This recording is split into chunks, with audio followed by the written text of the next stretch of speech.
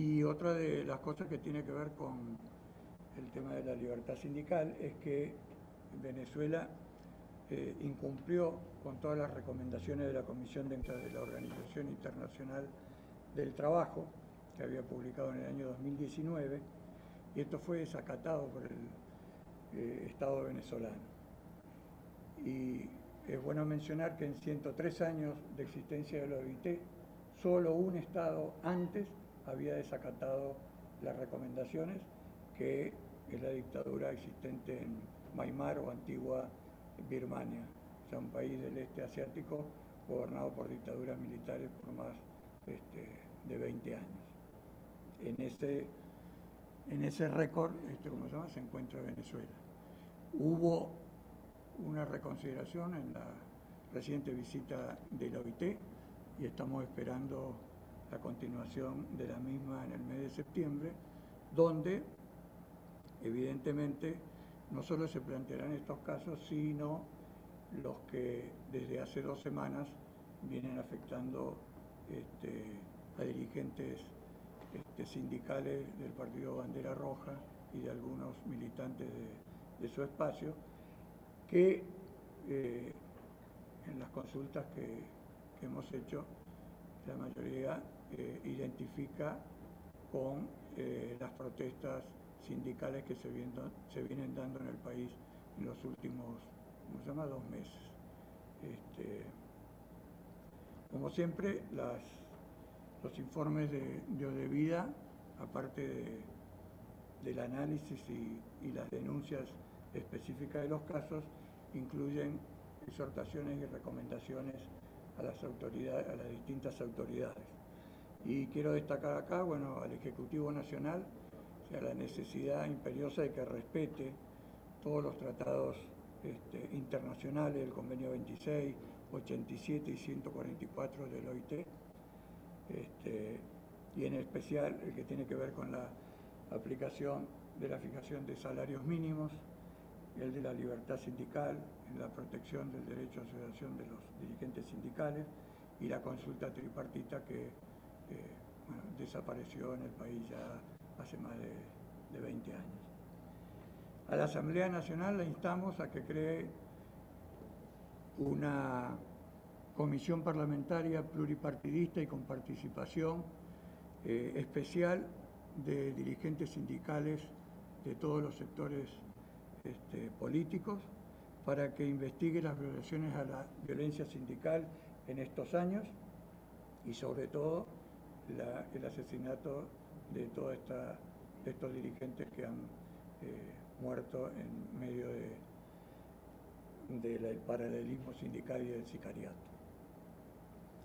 A la Fiscalía General y a la Defensoría del Pueblo instamos a que realicen las gestiones para proceder a la liberación inmediata de todo defensor o defensora de derechos laborales que permanezca detenido por ejercer actividades sindicales legítimas. Hemos tenido en los últimos tiempos la liberación de Roiner Álvarez y de Rubén González anteriormente y del compañero Gidot de Petroleros, pero eso no basta, porque inclusive hay más de 150 dirigentes sindicales denunciados en la última reunión con la OIT que permanecen detenidos o bajo régimen de presentación con causas que todavía los mantienen con una privación de derechos. Y también Odevida hace recomendaciones a la comunidad internacional de derechos humanos, en específico a la comisionada de Naciones Unidas de Derechos Humanos y al que venga en su reemplazo, a que continúe con la labor de documentación y de denuncia de las violaciones a los derechos humanos de los dirigentes y defensores de derechos laborales. Y también instamos a la Comisión de Encuesta del OIT a seguir insistiendo ante el gobierno para que otorgue la libertad plena de todos los dirigentes sindicales detenidos por ejercer la defensa de los derechos laborales en Venezuela.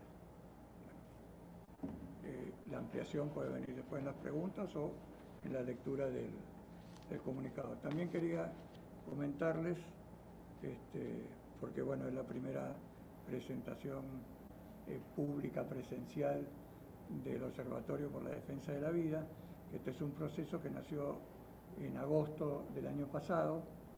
Es un proyecto que promociona una organización colombiana, la Fundación Paz y Reconciliación, que ha creado este observatorio junto con la Coordinadora Nacional de Grupo de Derechos Humanos de Perú, que compone más de 80 organizaciones desde hace más de 20 años, se creó cuando la dictadura de Fujimori, también con organizaciones de derechos humanos y sociales de Colombia. Hoy vamos a tener al fiscal de la Central Única de Trabajadores de Colombia que nos va a hacer una presentación online sobre la situación, este tipo de situación en Colombia. Y de vida, este es el tercer informe que presenta. El primero lo presentamos en diciembre del año pasado, un informe sobre defensores indígenas y ambientalistas en el país, entre el año 2010 y el año 2020. Y hace 3 meses un informe similar sobre defensores o campesinos defensores del derecho a la tierra, que se hizo en conjunto con Odevida, Provea y la organización Surgentes. Bueno, entonces ahora le doy la palabra a Janet. Bueno, un poco para explicarle al público la organización de este panel. Yo soy Lizeth González, coordinadora de investigación y difusión de Provea. Nuestro panel continúa con nuestro invitado desde Colombia, que nos va a hacer su presentación sobre la situación de los dirigentes sindicales en Colombia. Nuestro invitado es Fabián Arias, fiscal de la Central Unitaria de Trabajadores de Colombia. Perdón, me están cambiando las... Ok.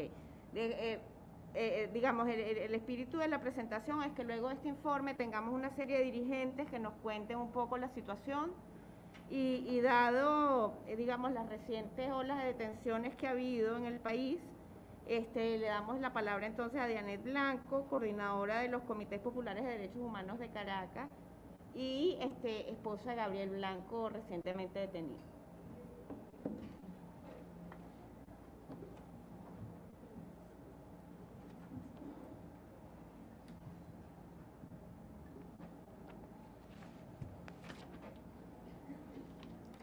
Buenos días. Dianet Blanco, activista y defensora de derechos humanos, esposa de activista humanitario y trabajador sindical de Gabriel Blanco. Bueno, un poco para el contexto y perfil de Gabriel Blanco. Gabriel Blanco es un activista humanitario y trabajador sindicalista. Aquí están las credenciales donde certifica el trabajo que ha venido desempeñando mi esposo, que siempre se ha venido manejando entre el trabajo comunitario, social, sindical, humanitario. El miércoles 7 de julio, él fue víctima de una detención injusta. Funcionarios de la DIGESIN llegaron a mi residencia para llevárselo sin orden de detención, gracias a la presión de la organización Provea que se hizo presente en los hechos y la presión de los vecinos. A las 1:45 llegó la PNB con una orden de detención a Gabriel Blanco, llevándoselo a la sede de La Quebradita. Luego el sábado se hace la audiencia de presentación en la cual allí los casos fueron presunta asociación para delinquir y presunta conspiración. ¿Por qué llamamos presunta? Porque no hay pruebas de nada de lo que se le está acusando a Gabriel Blanco. Gabriel Blanco ha venido trabajando desde aproximadamente año y medio en una organización humanitaria atendiendo a la población más vulnerable, facilitando herramientas a mujeres sobrevivientes de violencia basada en género, a adolescentes acerca del proyecto de vida, donde demuestra cuál ha sido el proceder de mi esposo, Gabriel Blanco, que siempre se ha manejado al servicio de la comunidad y al servicio para ayudar a las personas de los sectores más vulnerables. Gabriel viene también de ser parte, vive en la parroquia Coche, del municipio Libertador, parte del Comité para la Defensa de Derechos Humanos de Coche. Es una de las actividades que él, antes de trabajar en esta organización humanitaria, venía desempeñando en su comunidad, haciendo acciones de promoción y defensa de derechos humanos, en conjunto con otros comités en Caracas. Gabriel está detenido de manera injusta, a Gabriel se le está acusando de manera injusta. Yo exhorto al fiscal general de la República para que haga una investigación, porque no es posible que para una investigación se tengan a las personas detenidas. A Gabriel Blanco, así, en estos momentos, está en la sede de la PNB de La Yaguara. Lo hemos podido ver, sus familiares, sus hijos. Gabriel Blanco tiene un hijo adolescente de 16 años y bueno, hemos podido verlo, hemos podido llevarle sus cosas, pero les exigimos también a la Defensoría del Pueblo para que haga un llamamiento, para que se pronuncie para el debido proceso y se respete sus derechos fundamentales.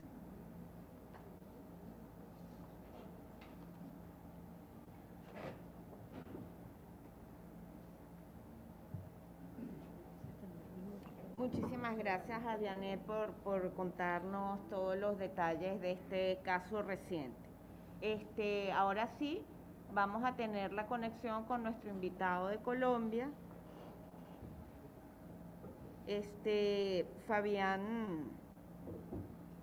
Fabián Arias, de la Central Unitaria de Trabajadores de Colombia, a quien le damos la bienvenida y le agradecemos que se haya podido conectar a nuestra presentación de hoy.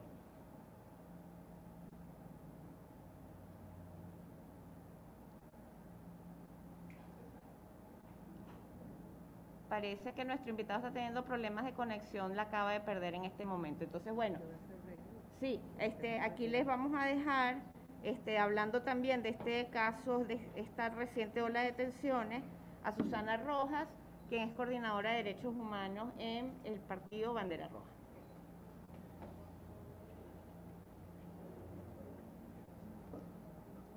Buenos días.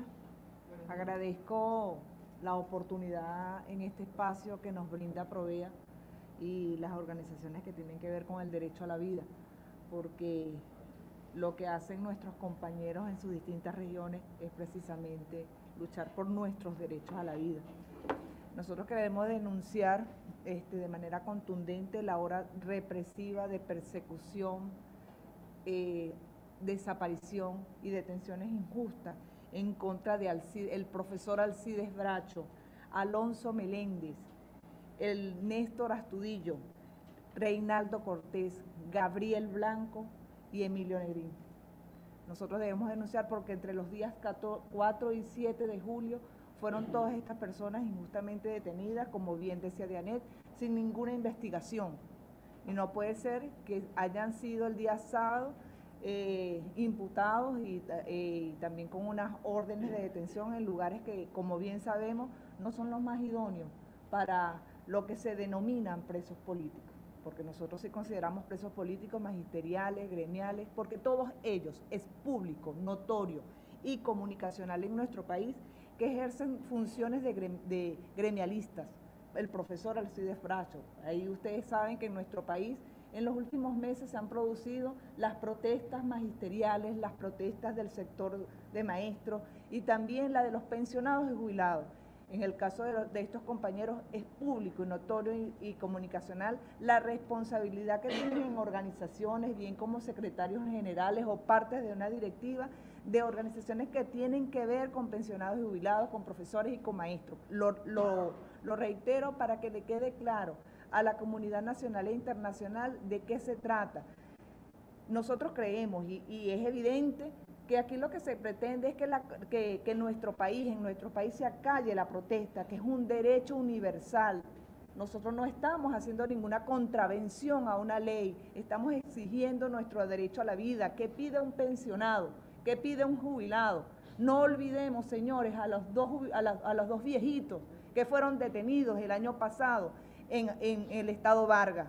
Estos compañeros, hay uno de ellos que viene del estado Guárico, el caso de Alonso Meléndez, el caso de un compañero, de los compañeros de Caracas. Es la forma de detención, es lo que está ocurriendo y nosotros queremos hacer un llamado de atención, que nos ayuden. Es un SOS que hace el pueblo venezolano, porque son personas que tienen la responsabilidad de dirigir una protesta y lo hacen.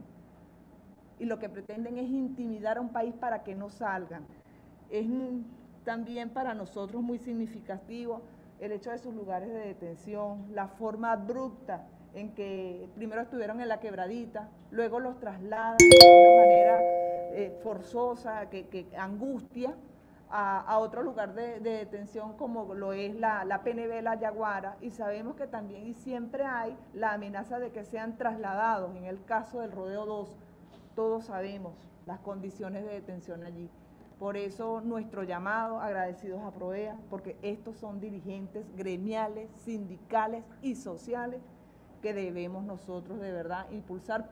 Nosotros no solicitamos, en el caso del Partido Bandera Roja no solicitamos, exigimos la libertad inmediata de todos estos compañeros. Muchas gracias.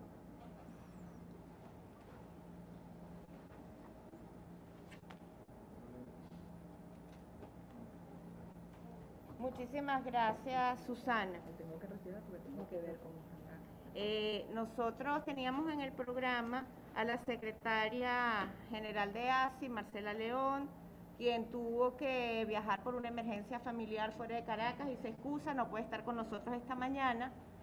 Pero bueno, voy a darle la palabra ahora a la profesora Jacqueline Richter. Jacqueline tiene una larguísima trayectoria en el área del análisis sindical y actualmente preside el Observatorio Venezolano de Libertad Sindical.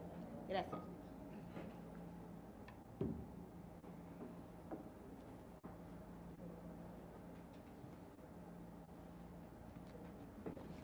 Bueno, primero gracias a Provea y a Obedida por haberme invitado a compartir en unos momentos difíciles para el movimiento sindical, más fuerte, sí.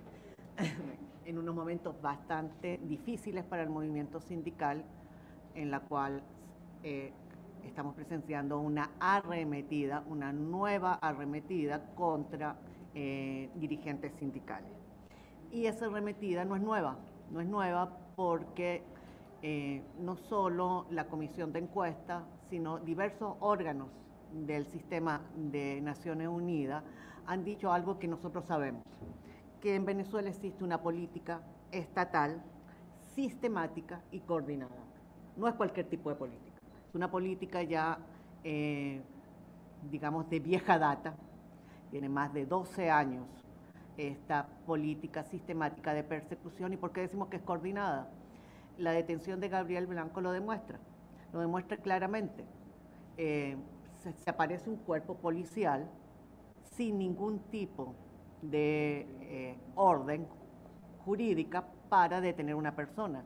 Y en el momento que se les dice, miren, ustedes no se pueden llevar a esta persona porque para detener a alguien se requiere una orden judicial, en menos de una hora apareció la orden judicial. ¿Qué está demostrando eso? Lo que ha dicho la Comisión de Encuesta y lo que han dicho diversos informes internacionales, la ausencia absoluta de Estado de Derecho y de separación de poderes en el país. ¿Y qué hace el Estado venezolano afuera? Dice, ay, discúlpenme, yo no he detenido a nadie. Hay unos tribunales independientes que inician procesos, lo cual sabemos perfectamente que es absolutamente falso. La Comisión de Encuesta, que solicitó en el país una serie de medidas, que como bien lo decía Raúl, el gobierno no se ha negado a cumplirla desde septiembre del 19, estamos en deuda, y finalmente en marzo de este año siempre y cuando no se dijera la palabra comisión de encuesta, OIT logró instalar en el país con un nombre especial, Foro de Diálogo Social. Un foro de diálogo social que era para cumplir una recomendación del Consejo de Administración. ¿Y qué decía la recomendación del Consejo de Administración? Señores gobierno de Venezuela, cumplan las recomendaciones de la Comisión de Encuesta. El Foro de Diálogo Social es para los 3 famosos convenios que fueron objeto de la queja en OIT. Y en ese foro de diálogo social se llegaron a algunos acuerdos. Uno de esos acuerdos era instalar en el país una mesa bipartita para tratar los casos de persecución sindical. Hasta el día de hoy, esa mesa bipartita, que debería tener presencia de la Fiscalía, no se ha instalado.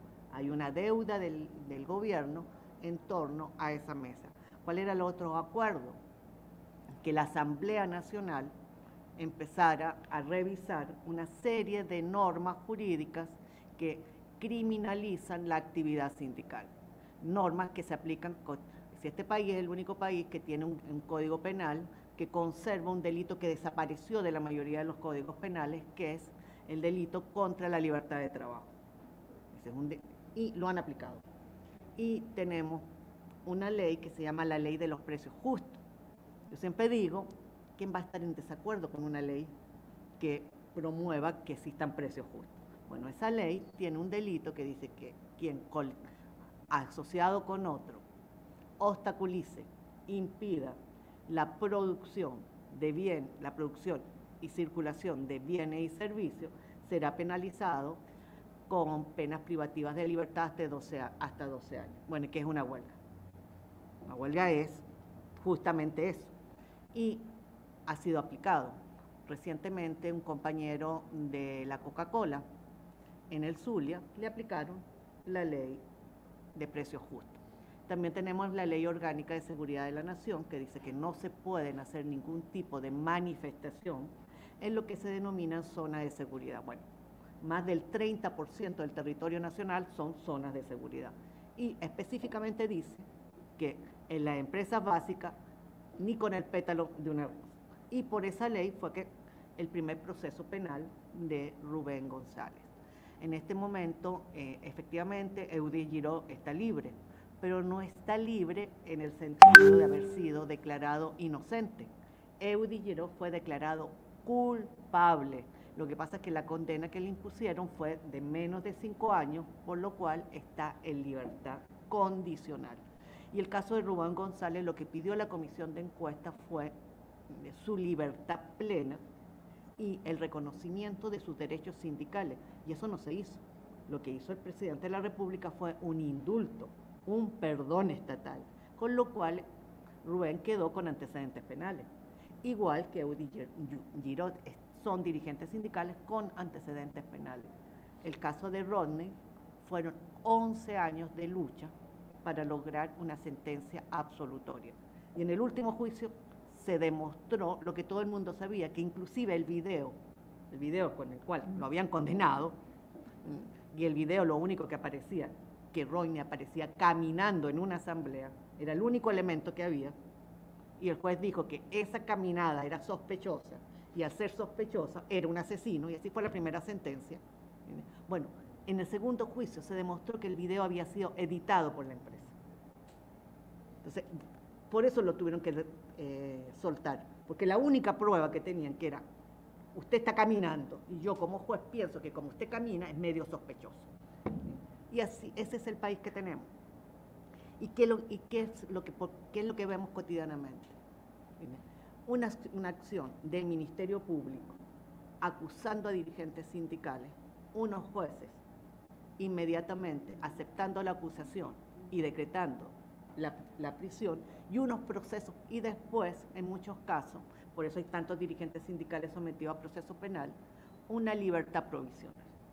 Y el proceso empieza a dormir el sueño eterno. Ese proceso no avanza más nunca, pero queda abierto para que en cualquier momento pueda volver el Estado a activarlo. Es una soga que tú tienes en el cuello que en cualquier momento te la pueden volver a apretar. Y OIT vuelve y se supone que en julio venía una emisión desde OIT regional, desde Lima. Y este informe me parece importantísimo porque ¿qué normalmente nos dice el gobierno cuando nos sentamos en las mesas? Dennos nombres. Dennos nombres, apellidos y cédula de identidad. Yo muchas veces le he dicho, mire, ese es el trabajo suyo. No me pida que yo le haga su trabajo. Yo no tengo nombres, dice.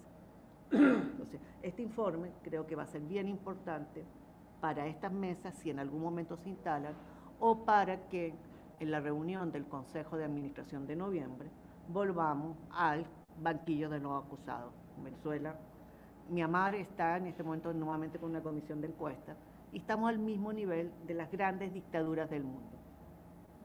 Bueno, muchas gracias y esperemos que por lo menos este tipo de acciones y este tipo de documentos sirvan para seguir demostrando la ausencia absoluta de Estado de Derecho y una política continuada de criminalización.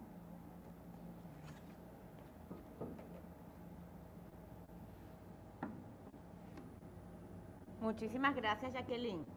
Ahora sí tenemos conectado a Fabián. Ok. Bueno, esperemos que Internet nos haga el favor de dejar tener nuestro ponente. Y bueno, Fabián Arias, de la Central Unitaria de Trabajadores de Colombia, muchísimas gracias por acompañarnos, por estar aquí en nuestra presentación del informe. Y bueno, adelante, tienes la palabra. Bueno, muchísimas gracias primero por la invitación. Saludarlos aquí desde Colombia, desde la Central Unitaria de Trabajadores. Desearles obviamente el mayor de los éxitos en las actividades que están desarrollando. Y contarles muy brevemente que la situación del sindicalismo en Colombia, pues está desafortunadamente involucrado en medio de un largo conflicto armado, del cual en el año 2016, es decir, hace ya más de 5 años, logramos que se firmara un acuerdo de paz.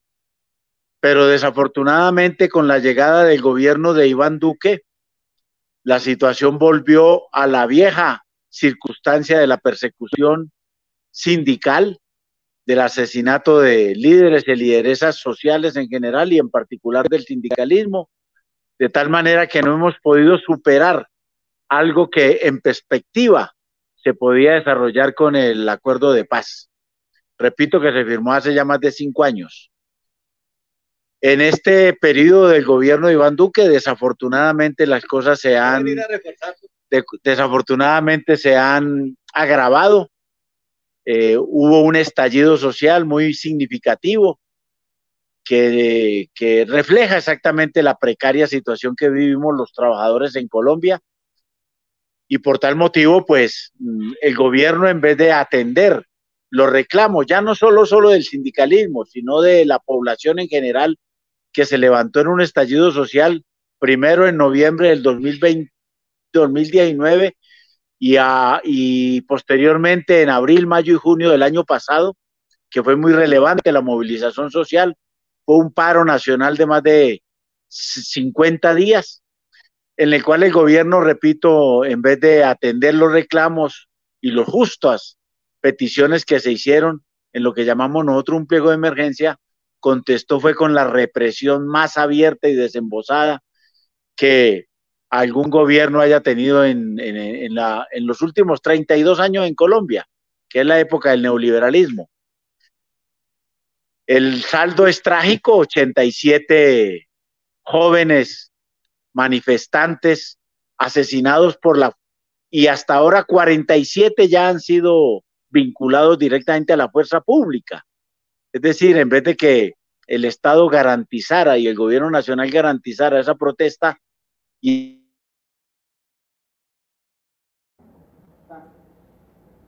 Ok, bueno, hemos estado teniendo problemas con la conexión, lamentamos muchísimo ese audio interrumpido. Y bueno, nos acompaña aquí nuestro último ponente, Pablo Zambrano, dirigente de FETRA Salud, y que nos va a contar sobre la situación de persecución que también en ese gremio se está viviendo. Muchísimas gracias por acompañarnos esta mañana. Bueno, gracias a todos. Soy Pablo Zambrano, secretario ejecutivo de la Federación Nacional de la Salud, FETRASalud. Igualmente miembro del movimiento de sindicatos de base, la red sindical. Y bueno, los que me conocen saben que hemos venido durante muchos años luchando por los derechos, concentrado en lo que significa la exigibilidad del derecho en el país, sobre temas que a veces se olvidan, inclusive en el ámbito partidista, porque vemos la situación del salario. Hoy en día pagarnos algo es mucho, porque nos llevaron a ganar 7 bolívares, que era 1.5. Entonces ahora, cuando de alguna forma se hace un intento del propio gobierno de subirlo un poquito y suman los contratos colectivos, entonces ahora todas las cláusulas son mucho, porque ellos dejaron precisamente que se pulverizara el salario en Venezuela. Eso ha causado esa lucha sistemática, que debo dejar muy claro de que la persecución a líderes sindicales no es solo de este gobierno, eso ha sido en todos los gobiernos existentes. A mí me pasó igualmente en los gobiernos pasados, cuando uno levantaba la voz, en aquellos tiempos era la DICI, y ahora son otros tipos de cuerpos que la DICI se mantuvo en este gobierno, y ahora hablamos de SEBIN, DIGESIN, la PNB, Policaracas, bueno, y cuánto cuerpo existe en Venezuela. Nosotros hemos sido víctimas de una persecución sistemática durante años en los centros de salud. Ejemplo, hemos vivido, a mí hay centros donde me han prohibido hasta la entrada, por supuesto, uno vuelve y entra, pero eso ha sido una realidad. Puedo hablar de situaciones inclusive de directores que mantenían sujetos en, ejemplo, clínico universitario, a directores que mantenían a esos sujetos irregulares, y por supuesto atacaban a los trabajadores. A mi hijo Mauro Zambrano, quien también es dirigente, en una oportunidad le dieron 2 puñaladas en la espalda. Entonces tuvimos que llevarlo al Hospital Vargas, y todavía algunas personas del gobierno me preguntaron: Pablo, ¿pero eso es verdad?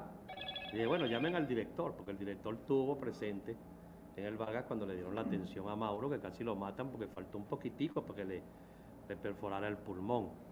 Pero a mí ahí en ese centro me hicieron 3 atentados. Inclusive el último, que se realizó hace unos años, le dispararon a un compañero, Eladio Mata, que me acompañó a una actividad. Por supuesto, era para mí, le dieron a Eladio. Y Eladio, bueno, lo operaron, hospitalizado. O sea, una situación bien complicada. En una oportunidad ahí me dieron una golpiza. Me esperaron unos 15 tipos, me emboscaron y me dieron una golpiza que, bueno, a la final, como uno está hecho para estas cosas también, me levanté, fui a la fiscalía, denuncié, pero son situaciones que hemos vivido. Asimismo, llegando a mi casa en una oportunidad, me dispararon 17 veces, llegando a mi casa. Yo tenía una camioneta y andaba con mi esposa, y de verdad que no me tocaba, pues que lo que ve disparar 17 veces y que a uno no lo hayan herido o asesinado. Y eso ha sido producto precisamente de levantar la voz. O sea, todas las cosas que levantar la voz. Amenazas, infinidades de amenazas. Del gobierno, de actores del gobierno, de grupos. No hace mucho me amenazó Valentín Santana de La Piedrita, que lo publicó. Nosotros le dimos respuesta, por supuesto, la respuesta que tenemos que dar. Y toda esta serie de cosas para el amedrentamiento, para que de alguna forma acabar con las luchas de los trabajadores. Sin embargo, bueno, hemos tenido bajas en las movilizaciones y nos hemos vuelto a levantar. Pero eso es por la perseverancia que hemos tenido, pues, en un sector tan complicado como el de la salud. Y dentro de estas cosas, la última movilización que hicimos, pues son muchas más cosas, pues. Aquí pasaría yo, bueno, bastante tiempo contándole de todas las que a uno le suceden, pues. La última movilización que realizamos salimos del IPASME, que es un centro de salud, son afiliados nuestros los trabajadores del IPA. De verdad que fue inmensa la movilización, fue el 2 de junio. Nosotros calculamos que fueron unos 2.000 trabajadores. Se movilizó todo el mundo, no fue porque uno la convocó, sino que ese descontento tan grande que existe, y fueron trabajadores de todas las tendencias, obreros, empleados, todo el que pudo se acercó a esa movilización. Fuimos a la ONAPRE, le molestó mucho el hecho de que los trabajadores tenían una consigna y señalaban ONAPRE terrorista. O sea, le pueden decir ellos terroristas, instigador al odio a cualquiera, pero cuando a ellos se les aplica parte de su medicina, bueno, simplemente utilizan el poder, porque en Venezuela se ha convertido el abuso de poder en una institución, más, el abuso de poder. Eso es constante, eso es diario. Bueno, yo considero que haber llegado a un salario mínimo de 1.5 dólares, porque el dólar es la referencia, es la mayor agresión que se le puede hacer a un trabajador. Y aquí se le hizo a todos. O sea, es el salario mínimo nacional. Entonces, si no hay un salario justo, no hay contratación colectiva justa, no hay prestaciones sociales justas, no hay fideicomisos, no hay jubilaciones ni pensiones justas. Entonces, la agresión hacia el salario es una agresión generalizada hacia los trabajadores. Lo que sí que nunca dejaremos de levantar la voz. Tampoco nos vamos a ir del país. Yo ando igualito, pues, en la calle, ahí estamos en Plaza Venezuela, por eso llegué tarde y les pido disculpas porque tenemos una actividad. Por supuesto, el día de hoy para esa actividad el amedrentamiento, en los hospitales fueron colectivos, gente del gobierno, la amenaza constante, ahí están todos los cuerpos de seguridad del Estado en este momento. Sin embargo, nosotros seguimos en esta lucha y por supuesto andamos en la búsqueda de la unidad. Una cosa que yo quiero destacar, porque uno de los grandes problemas que tenemos nosotros, y pues todos hablamos de unidad, pues. A mí a veces los cuerpos de policiales me dicen, Pablo, ¿tú conoces a fulano? No voy a decir nombre. A ese le dan un poco de real. Yo le digo, oye, hermano, estás mintiendo, eso no es así. Bueno, pero cuando le dicen de mí, hay dirigentes aquí que me han hecho una campaña tan fuerte, porque cuando hablamos de agresiones a los líderes, no solamente son del gobierno, también son de gente de la oposición, porque si tú te pones en contra de la élite partidista en este momento, también te criminalizan. O sea, no es solamente el gobierno, es todo lo que se llame gobierno aquí. Te criminalizan, te agarran por el Twitter y bueno, te ponen por el suelo. Y si no le caes bien a algún político porque le has dicho las verdades, bueno, ese juega también para tu destrucción. Esas son las verdades de este país que tenemos que decirlas sin miedo. Pero también hay dirigentes que será por envidia o porque no tienen la capacidad de las movilizaciones que puede tener uno, que se ocupan de decirle a los cuerpos de seguridad del Estado que uno recibe dinero. Y entonces esos cuerpos, por supuesto, arremeten a la final contra uno. Yo en este momento digo y lo mantengo, yo me siento perseguido, pero no solamente del gobierno, me siento perseguido por grupos también de oposición y por sectores partidistas de la oposición, porque quieren dominar al movimiento sindical y a los sindicalistas, y por lo menos a mí no me va a dominar nadie, a Pablo Zambrano y lo que representa. O sea, el que piense que lo va a hacer, que se vaya bajando de esa nube, porque yo obedezco a la línea de la clase trabajadora, del trabajador. Esa es la línea del trabajador en este momento es el reclamo del derecho. No son elecciones libres, no es vete fulano, no, es el pago de un salario justo, un contrato colectivo justo, una pensión, una jubilación justa, que cuando yo me vaya me den mis prestaciones sociales y con eso yo pueda de alguna manera hacer cualquier cosa que me represente a futuro, tener un ocaso de alguna manera digno. Esas son las realidades. Aquí las prioridades no es cambiar un gobierno por otro, simplemente. Aquí las prioridades son los ciudadanos y la gente. Y yo siempre lo digo y lo digo con mucha claridad. ¿Qué pasaría en este país si se sienta Guaidó y Maduro y los reales que están en el exterior vuelven al país? Y resulta que los que están aquí adentro de alguna manera tienen controles. No podríamos avanzar en un país mejor, no podríamos avanzar en lo que queremos como ciudadanos y como trabajadores, pero dependemos de de esa élite política que se ha ocupado de llevarnos a una crisis y a una guerra donde nosotros no participamos, pero somos las víctimas verdaderas. Esas son las realidades que en este momento les puedo plantear. Como dirigente voy a mantener siempre la lucha, voy a mantenerme en la calle. Como yo lo digo y se lo digo a muchos que me dicen, Pablo, cuídate.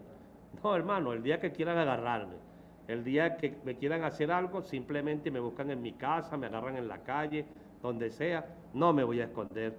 Voy a seguir trabajando por lo que me corresponde y como dirigente electo, porque toda la vida he sido dirigente electo, voy a seguir luchando por la clase obrera y por la clase trabajadora venezolana. Agradecidos a todos. Bien, hermano.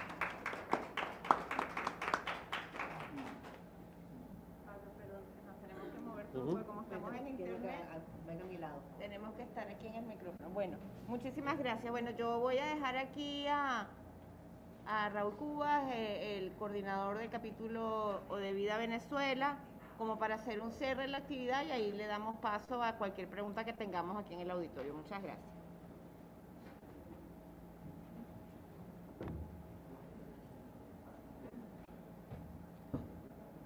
Bueno, creo que las exposiciones de todos los ponentes coinciden con el diagnóstico que planteó De Vida, ¿cómo se llama?, en su informe respecto a la realidad que se vive en Venezuela en una política, ¿cómo se llama?, antisindical, sistemática por parte del gobierno. Lo positivo, como también lo podemos ver, es que el movimiento sindical ha levantado la cabeza, está al frente de muchas de las luchas y movilizaciones de los trabajadores, y eso creo que es un signo positivo de este momento que estamos viviendo. Creo que tanto de Odevida como de las organizaciones de derechos humanos que estamos vinculados también a la defensa de los derechos económicos, sociales y culturales, bueno, estamos a la orden, ¿cómo se llama?, para apoyar al movimiento sindical en las denuncias, en sus necesidades de capacitación y de formación. Yo quiero recordar que en mi caso y en el caso de Provea, en los años 90, formamos parte del Comité Nacional en Defensa de las Prestaciones Sociales, en un momento que nosotros, las organizaciones de derechos humanos, recién nacíamos. Yo me acuerdo lo que me costó que los dirigentes sindicales me aceptaran en sus reuniones, porque bueno, era como un sapo de otro pozo.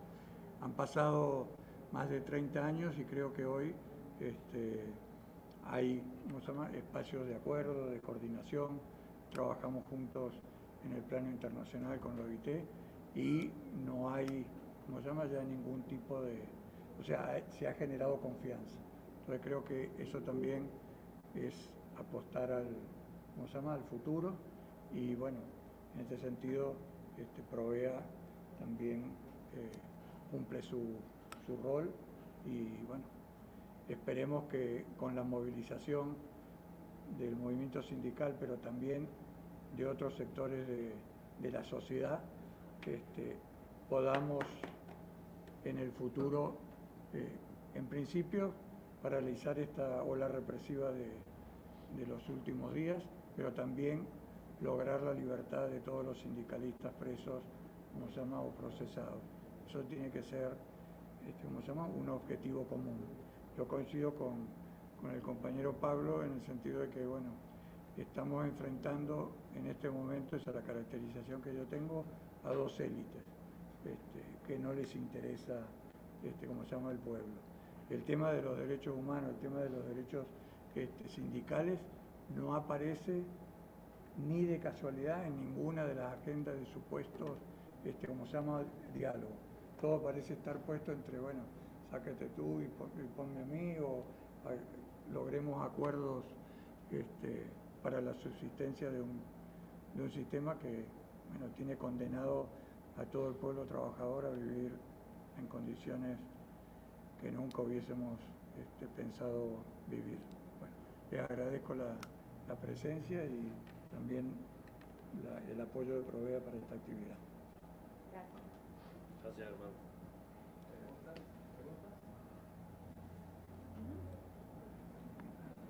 Mi nombre es Martín Yegonar de Juvenides, es una organización que trabaja por los derechos de los niños.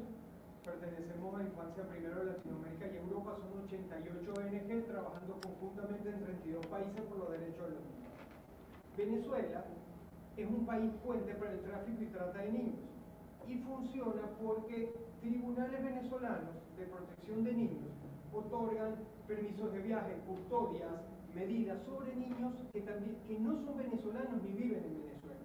Muchas veces me preguntan cómo puede pasar eso, por qué los funcionarios de la Administración de Justicia participan en eso y hay niños que se movilizan en diferentes países de Latinoamérica con permiso de viaje o soporte venezolano.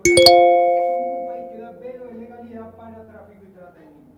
Yo les he explicado muchas veces el problema de los salarios y de cuánto es lo que ganan los jueces, los fiscales, un funcionario de cualquier administración de justicia en Venezuela.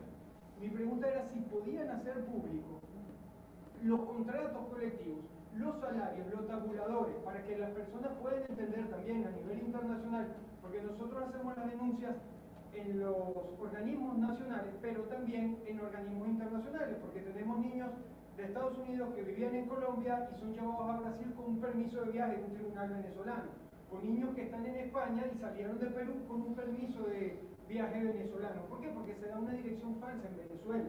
Pero con los datos migratorios del SAIME, de Interpol, todo se evidencia que hay fraudes y hay complicidad de la Administración de Justicia venezolana. Si pudiéramos tener y poder presentar también en las denuncias internacionales cuánto gana un juez, cuánto gana un fiscal, se va a poder explicar por qué tienen que recurrir muchas veces a la corrupción y a los fraudes para poder mantener su familia, que no estoy exculpándolos, yo considero que son delincuentes y tienen que estar en un proceso penal, pero que parte de la corrupción es que se tiene a las peores personas calificadas con los niveles de principios y de moral de más bajo nivel, porque son las únicas que aceptan un cargo de juez con un salario imposible de mantener a su familia y que saben que van a tener que recurrir a la corrupción o a los fraudes para poder llevar adelante su vida. Esa era mi pregunta, si pueden hacer público los tabuladores de los funcionarios de Administración de Justicia. ¿Eso es conmigo? Maneja los contratos Para colectivos. acá. Bueno, el tema Uno de... de los detenidos es de los sindicatos de los trabajadores judiciales. Bueno, lo que te puedo decir es que eso ha sido publicado intensamente. Ejemplo, la escala de sueldos, que es la de empleados técnicos y profesionales, que una de las cosas que hemos señalado con mucha claridad es que ha sido aplanada, no solamente en esta última fase, sino eso viene desde el año 2018 que comenzó. O sea, aquellas medidas que se tomaron en el 2018 se repitieron ahorita en marzo cuando se dio el último aumento de salario mínimo. El otro tema es que los contratos colectivos, el gobierno publica el sistema de remuneración y de pensiones, y ya en esa publicación viene el contrato. O sea, ellos te determinan el valor de cada cláusula, eliminan cláusulas, cosas como que eliminaron transporte y alimentación, que eran 46 bolívares, entonces nos llevaron a 45 el cestatique, y ya tú ves que es un bolívar menos también. O sea, te eliminan dos, te dejan una, pero es menos en un bolívar esa cláusula. En el caso nuestro de salud, aparte de la eliminación, también nos bajaron los porcentajes. Entonces, por supuesto, en un país donde nadie tiene un salario digno y justo, tú vas a ver casos como el que se presenta en el sistema judicial, que todo el que está aquí sabe que eso desde el momento de una detención a cualquier ciudadano ya se tiene un valor. O sea, ahí mismo se le dice, bueno, consigue tanto. Y pasa en el sistema judicial, hay muchas denuncias constantes por la corrupción, que de paso los jueces en Venezuela, lo poco que sé, no tienen cargos fijos. ¿Ves? No se puede, eso tampoco se pueden sindicalizar, o sea que hay un problema generalizado en el país, que quizá lo que nos puede faltar es internacionalizarlo más, que sin embargo estuvo aquí en Venezuela no hace mucho, la Organización Internacional del Trabajo. Nos sorprende todo lo que ha pasado porque hubo dentro de los acuerdos, el gobierno se comprometió a no perseguir a líderes sindicales, porque ahí la situación tiene que ver con eso, y sin embargo no lo ha cumplido. Ahí tenemos un poco de compañeros que están detenidos en este momento sin el debido proceso. Y así, cada vez que quieren, vemos que se violenta pues el sistema judicial. Ahora, yo para finalizar con la respuesta, tenemos un grave problema en Venezuela, que aquí nadie respeta la Constitución. Aquí el gobierno viola la Constitución, el gobierno interino viola la Constitución, todo el que le da la gana viola la Constitución, y cuando no se respeta el pacto social, bueno, tenemos un país como este. Entonces aquí tenemos que luchar. Yo a veces escucho mucho que se habla de la libertad y todas estas cosas. Bueno, yo creo que Simón Bolívar hizo su trabajo. Entonces, yo creo que hay que luchar por la democracia, democratizar este país.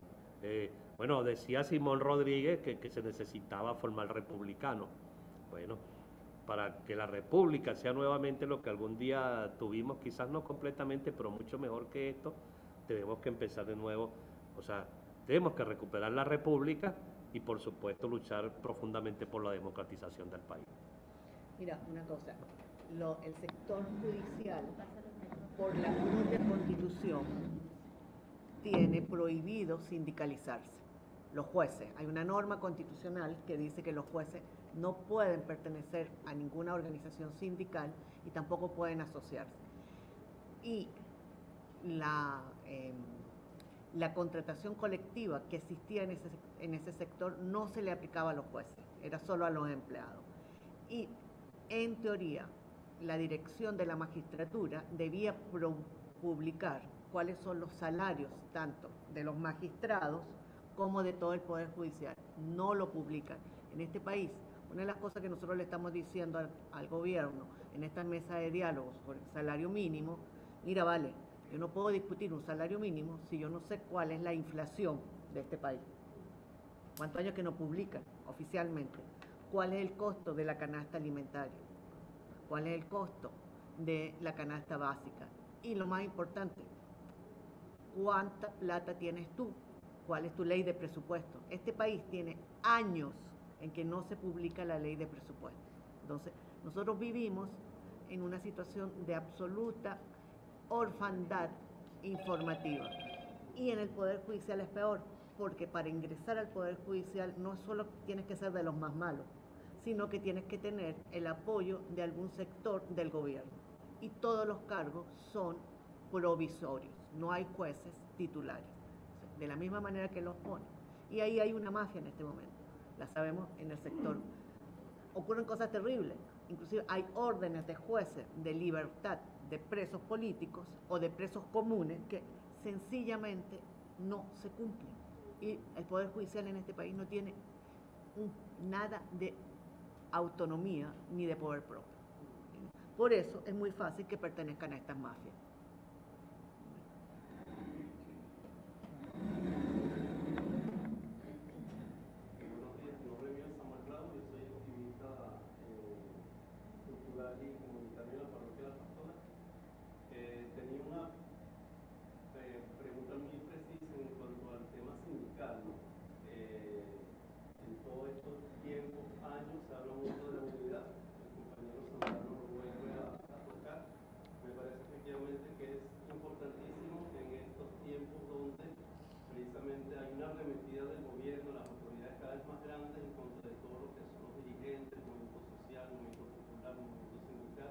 La unidad es una palabra clave, ¿no? Un concepto clave.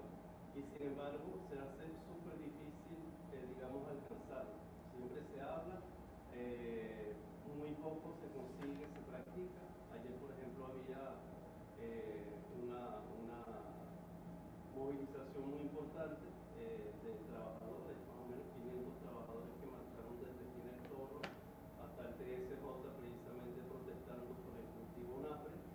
hay muchos factores sindicales ahí que no están presentes, o sea, qué es lo que está pasando y cómo se puede lograr esa unidad de la que tanto se habla y que nunca se logra concretar. De repente una de las claves es el tema de la autonomía, y eso en particular una experiencia que levantó mucha esperanza hace unos años con la intersindical de Venezuela, la ITB, creo, ¿no? Intersindical de Trabajadores, intersectorial, donde precisamente tengo entendido, no soy muy ducho en materia sindical ni gremial, pero tengo entendido que el tema de la autonomía en relación con los partidos políticos fue lo que terminó siendo la manzana de la discordia, ¿no? Algunos factores se le acercaron a Juan Guaidó, en ese momento estaba muy de moda, muy en boga, y se rompió esa unidad, ¿no? Entonces, ¿cómo se logra superar esa cuestión, ese problema estructural en relación con la autonomía hacia los partidos políticos? ¿Y cómo se logra, digamos, esa unidad de la que tanto se habla? Bueno, se han hecho muchos intentos. Me acuerdo de FADE, de verdad fue una experiencia única. Se lograron grandes movilizaciones,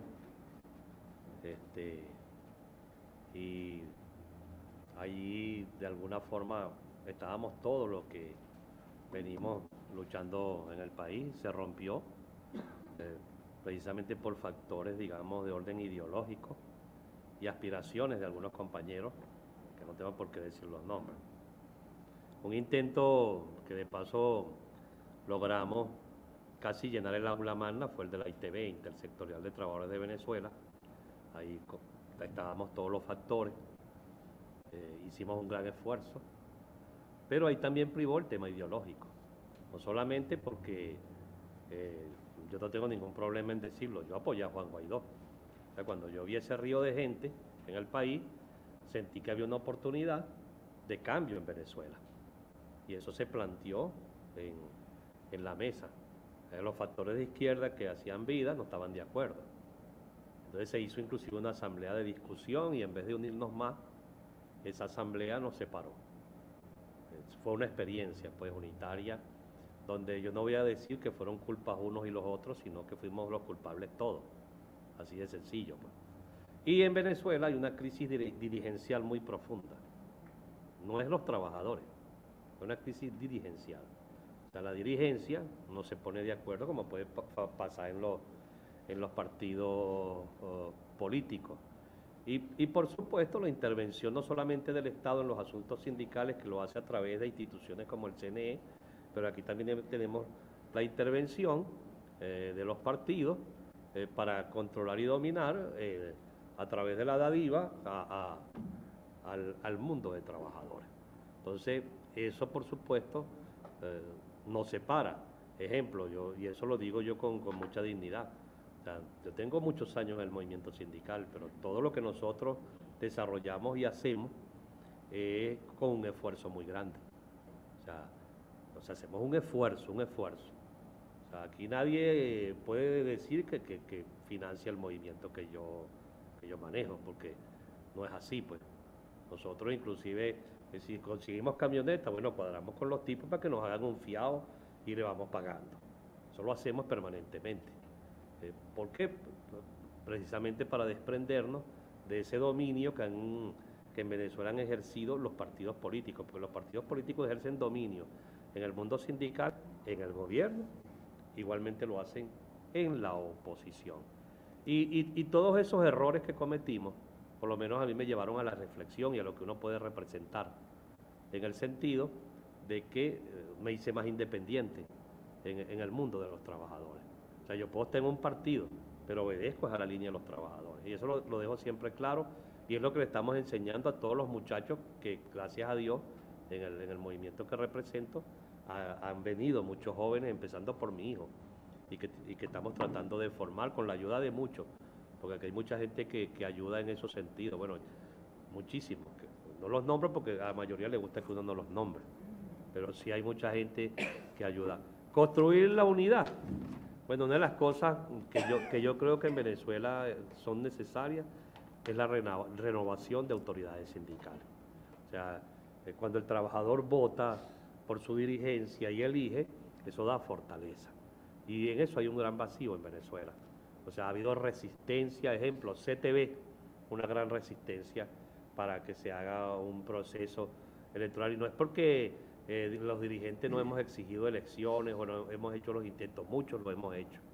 Muchos compañeros nos hemos puesto de acuerdo, nos seguimos en esa ruta de buscar un órgano que nos agrupe, nos articule y construya la unidad, pero también hay otros factores que se resisten porque quizás ven el mundo sindical desde una perspectiva distinta y hay otras cosas que también suceden. También tenemos muchos compañeros que están en el mundo sindical, quieren dirigir, pero no tienen sindicato. Y hay otras. Y el que no tiene sindicato simplemente no es dirigente sindical o puede ser un colaborador. Entonces nadie se ubica en la realidad de lo que es. Y muchos aquí tienen que ubicarse. Yo he visto compañeros en este momento públicamente decir que no están de acuerdo con las elecciones sindicales. Yo los he visto. Pero ¿sabe por qué no están de acuerdo? Porque no tienen sindicato. Entonces en el momento que se haga una elección, él no puede ir porque no milita en ningún sindicato ni forma parte de alguna organización. Entonces necesariamente aquí tenemos que poner los pies sobre la tierra, cada quien tiene que reconocer lo que tiene y lo que es, y tenemos que hacer el gran esfuerzo de que todas las organizaciones sindicales, todas en el país, en forma plural, vayan a los procesos electorales. Esa es una lucha grande y sobre todo creo yo que el órgano que puede aglutinar y desde donde se puede construir una gran unidad es la CTV, que es la central, digamos, más representativa, más reconocida internacionalmente. Tú le hablas de la CTV por allá en Santa Elena y Guairén a cualquiera y la conoce, pero si le hablas de las demás centrales, se quedan callados porque no las conocen. Pues. O sea, es un órgano que lo necesitamos para reorganizar y unificar el movimiento de trabajadores.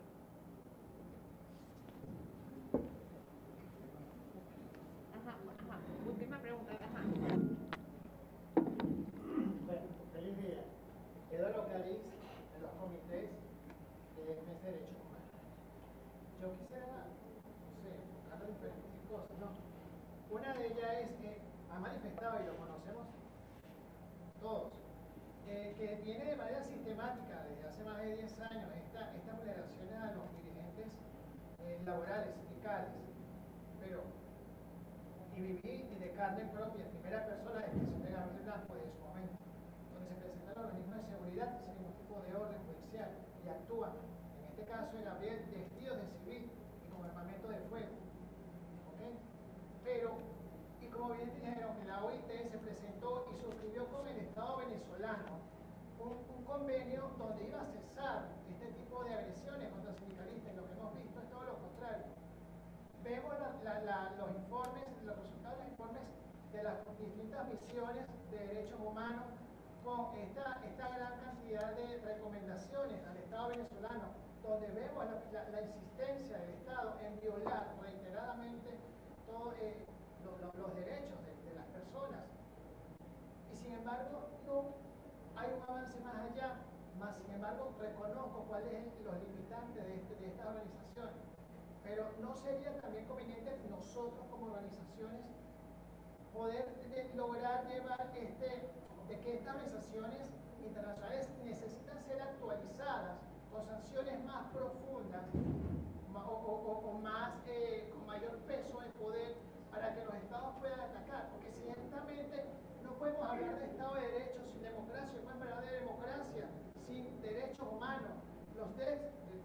Si no tenemos derechos económicos, sociales y culturales, ¿de qué estamos hablando entonces? Bien decía, el Estado no quiso hablar de la comisión, sino de foro. Entonces nosotros, desde una parte, sí tenemos que acceder cuando vemos que el Estado lo que hace es incrementar y arremeter contra, en este caso, que nos convoca los trabajadores y sindicalistas. Entonces, considero que tenemos que ver también que necesitamos actualizar todos estos planteamientos, todas estas organizaciones, para que tengan un mayor peso ante los estados, porque ciertamente no estamos logrando avances significativos a mediano plazo, sino que todo esto es a largo plazo, donde las víctimas y los familiares que también son víctimas nunca dejan de sufrir. Gracias. Muchísimas gracias. Por allá y hay una última pregunta que yo diría vamos a hacerle y después entonces cerramos aquí con las respuestas. Muchas gracias.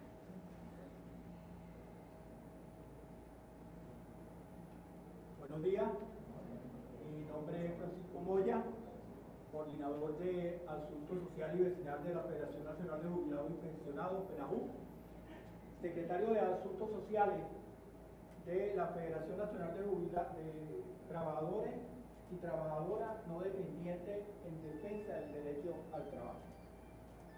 Como lo ha planteado nuestro líder y amigo Pablo Zambrano, y se está viendo a nivel nacional, toda esa desunión, a pesar de que se pide la unión de nuestros gremios,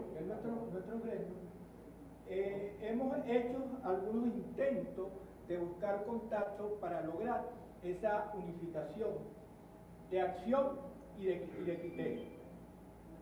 No hemos tenido un mediador de conflicto para lograr esa unidad que nos pudiera permitir a nosotros lograr una eficacia, una eficiencia en las luchas que estamos realizando. Pregunto, ¿podría ser posible que una institución como Provea nos pudiera servir en algún momento o podría darse en algún momento ser mediador para que nosotros en estas luchas que estamos desempeñando hoy por hoy se logre la unidad y se logre la eficacia y la eficiencia en todas esas acciones?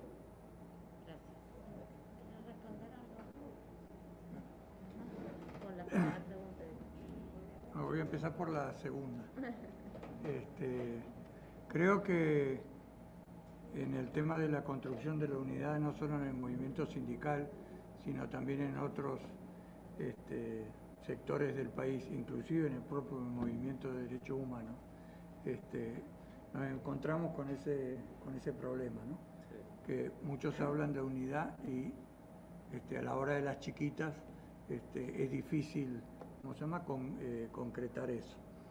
Entonces creo que hay que hacer un esfuerzo y creo que la figura de, por ahí no de un mediador o de una organización mediadora, sino por ahí de varias, pero con la anuencia y la aceptación de los que se quieren unir, porque si vamos nosotros como, supongamos, Provea, nos ofrecemos como mediadores ante una central, pero las otras no quieren, o sea, si hay por lo menos un proceso mínimo, que me parece una muy buena idea la tuya, o sea, para construir la unidad hay que encontrar una estrategia. Entonces, por ahí la primera decisión que deberían tener, supongamos, las distintas centrales sindicales, o sea, en el país siempre ha habido muchas centrales sindicales, históricamente hubo 4 y después de este proceso aparecieron muchas más, hoy algunas ya son solo, como se dice, un sello porque no existen en la realidad, pero si esas organizaciones plantearan seriamente que es necesario un proceso de unidad y buscaran la figura de una mediación de sectores externos, que puede ser alguna organización de derechos humanos o de sectores de mujeres o de otros sectores de la sociedad, pudiera ser yo creo que, me atrevo a decir que Provea no se negaría a ser parte de una experiencia similar, y creo que otro tipo de organizaciones de otros sectores de la sociedad podrían contribuir, pero creo que la propuesta la debería... ¿Puedo hacer un comentario? Sí, dale. Bueno, voy a hacer un comentario, creo que es pertinente porque aquí se formó la unidad de acción sindical y gremial. Ahí estábamos no solamente las centrales, sino los movimientos. O sea, MOSBASE, FADE, SECURA, ASI Venezuela, CGT, CODESA, CTV y Unión Nacional de Trabajadores, únete. Ahí inclusive eso tuvo en su momento, cuando se creó, se hizo una reunión con la OIT de América, creo que apellido Rodríguez era el señor que vino. Eso empezó a funcionar y tuvo funcionamiento sobre todo más en el ámbito internacional. Inclusive aquí vino el secretario general o el coordinador general de la OIT, nos reunimos con él en el Meliá, ahí actuamos todos de alguna forma y de ahí se hacían algunas cosas. Después eso se fue precisamente por el tema, después que se creó el Frente Amplio. Pero cuando se creó el Frente Amplio, ahí se nombró una persona que se encargó de eso y se fue acabando el contacto en la unidad. Una de las personas que más esfuerzo hizo para que eso se mantuviera fue León Arizmendi. Y a la final, no sé si se quedaron solo las centrales, por lo menos a los movimientos no nos convocaron más. Y yo puedo decir cosas muy claras, aquí hay movimientos que movilizan más que las centrales, movilizan más gente, o sea, ahí abajo en las bases. Pero también hay un problema de representatividad, porque y es por lo que digo, por eso es que el hecho de renovar las instituciones sindicales es clave. Cuando yo nombro la CTB es porque yo soy CTVista, pero en todo caso UNET debe hacer la misma práctica, renovar sus bases, a través de sus bases, sus organizaciones sindicales y las otras centrales también. Y la unidad se construye ahí arriba, pues ejemplo, la CTB, todo como se hizo con la unidad de acción sindical. Las veces que eso de alguna manera funcionó, se hicieron las cosas. Y hubo, con todo, con las diferencias de criterio, se lograban hacer muchas cosas. Y algo que hay que practicar, hermano, que es necesario, hay que practicar el respeto, el reconocimiento. O sea, el que es líder hay que reconocerlo como líder. Así de sencillo, y hay que respetarlo. O sea, lo que yo denuncié aquí hoy, lo voy a seguir denunciando, de los sectores que dicen que a mí me financian. Y empecé con esa campaña, y en cualquier momento digo quiénes son, porque tengo que hacerlo. Porque no puede ser que de los factores que de alguna manera luchamos por lo mismo. Bueno, que estamos un grupo aquí, otro allá, es una cosa, pero la lucha es la misma, la reivindicación, la justicia social. Entonces tú te vas a prestar para eso, o sea, cualquier grupo. Entonces necesariamente, ejemplo, ¿cómo me uno yo con quien me denuncia? ¿Cómo me uno? Pues con quien me denuncia, ante los cuerpos de seguridad del Estado. No puedo unirme, lo lamento mucho, pues. Y yo particularmente vengo conversando con los otros factores. Ejemplo, yo no hace mucho me reuní con un compañero que para mí es un excelente líder, que lo conocemos como el Negro Sánchez. De paso es obrero igual que yo, porque yo soy dirigente obrero. Así de sencillo, obrero, hospitalario. Por aquí hay otro dirigente obrero que es mi pana por allá, Nava, que tiene años también luchando en los hospitales. Yo no lo voy a reconocer. Yo no voy a reconocer su labor, su lucha. A mí me hablan del compañero en cualquier centro y yo le digo a los compañeros, tenemos que respetarlo, tenemos que ayudarlo. Yo no me voy a poner a agarrar y le voy a caer a plomo al compañero, porque resulta que él está haciendo lo mismo que hago yo. Entonces, necesariamente tenemos, no sé, una gran conversación, buscar formas para construir la unidad. Y hay que construirla, es una obligación de todos ante un gobierno como este, hermano. Son muy difíciles los compañeros y nosotros tenemos que redimensionar la lucha, inclusive adaptarnos, modernizarnos. El movimiento sindical venezolano tiene que modernizarse porque la pandemia cambió el mundo y eso significa que nosotros también tenemos que cambiar. Gracias. Bueno, yo voy a cerrar con la penúltima pregunta de la mañana, que tiene que ver con la defensa de derechos humanos y todo el tema de la impunidad y cómo podemos hacer ante un Estado autoritario que nos atropella, etc.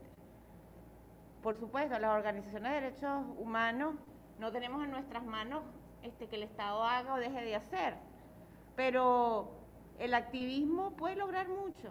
Y hablando del caso de la detención de Gabriel Blanco, donde tú estuviste, el hecho de que ustedes del Comité de Coche hayan estado allí, el hecho de que Provea haya llegado también exigiendo una orden, garantizó que no ocurriera en esa detención lo que sí ocurrió con otras, como allanamientos ilegales, robos, etcétera, etcétera, etcétera. Entonces, en la medida en que nos organizamos, en la medida en que denunciamos, en la medida en que visibilizamos todos esos atropellos, en la medida que estamos presentes en cuanto podemos, porque no siempre podemos estar presentes en todos los ataques a los derechos humanos que ocurren en el país, podemos disuadir, podemos lograr que sean menores, y al visibilizarlos y llevarlo todo a los medios, a las instancias internacionales, también incluso, bueno, la esperanza que vamos a poder lograr que se cambien esas prácticas violatorias que estamos viviendo los venezolanos. Entonces, bueno, o sea, ese es como el llamado al activismo, que sí se logran cosas con nuestras pequeñas cositas que podemos hacer hasta en nuestra calle con nuestros vecinos que vinieron a detener. Entonces, bueno, ya estamos a las 12 del día. Les agradezco a todos muchísimo por habernos acompañado hoy en la presentación del informe.